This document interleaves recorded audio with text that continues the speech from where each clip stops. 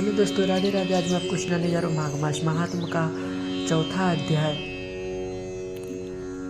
श्री वशिष्ठ जी कहते हैं, राजन, अब मैं माघ के उस उत्तम महात्म को कहता हूँ जो कीर्तिवेणी के पूछने पर दत्तात्रेय जी ने कहा था। जिस समय साक्षात विष्णु के रूप में दत्तात्रेय जी सत्य पर्वत पर रहते थे, तब महिष्मति के राजा सहस्त्रार्जुन ने उनसे पूछा कि हे योगियों में से दत्तात्रेय जी, मैं आप सब के धर्म सुने, अब आप कृपा करके मुझे माघ मास का महात्मा कही। दत्तात्रेय जी बोले, जो नारद जी ने ब्रह्मा जी से कहा था वही माघ मास के महात्मा है। तुमसे कहा था, इस कर्म भूमि भारत में जन्म लेकर जिसने माघ स्नान नहीं किया उसका जन्म निष्फल गया। भगवान की प्रसन्नता पापों के नाश स्वर्ग की प्राप्ति के लिए माघ स्नान अवश्य करना चाहिए।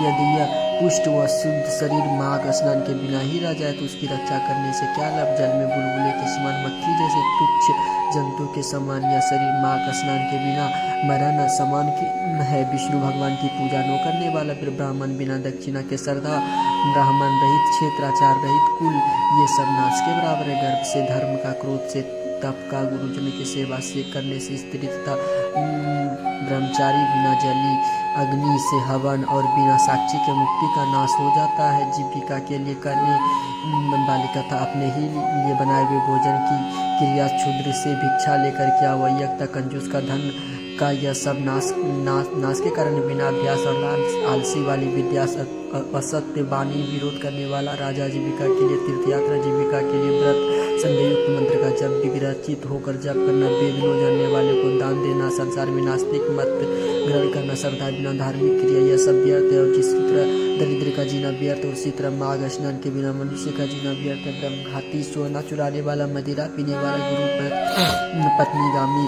और इन चारों की संगति करने वाला माघ स्नान से पवित्र हो जाता है। जल कहता, सूर्योदय से पहले जो मुझ में स्नान करते, मैं उसके बड़े बड़े पापों को नष्ट करता। महापातक भी स्नान करने से भस्म हो जाते। माघ मास के स्नान का जब समय आ जाता है तो सब पाप अपने नाश को भय से कांप जाते। जैसे मेघों से मुक्त होकर चंद्रमा प्रकाश करते, वैसे ही श्रेष्ठ मनुष्य माघ मास में स्नान करके प्रकाशमान हो जाते। काया वाचा मानसा से किए हुए छोटे या बड़े या नए पुराने सभी पाप स्नान से नष्ट हो जाते। आलस्य में बिना जाने जो पाप किए हो वह अविनाश को प्राप्त होते। जिस तरह जन्म जन्मांतर के अभ्यास से आध्यात्मिक ज्ञान की प्राप्ति होती है, उसी तरह जन्म जन्मांतर अभ्यास से ही माघ स्नान में मनुष्य की रुचि होती है।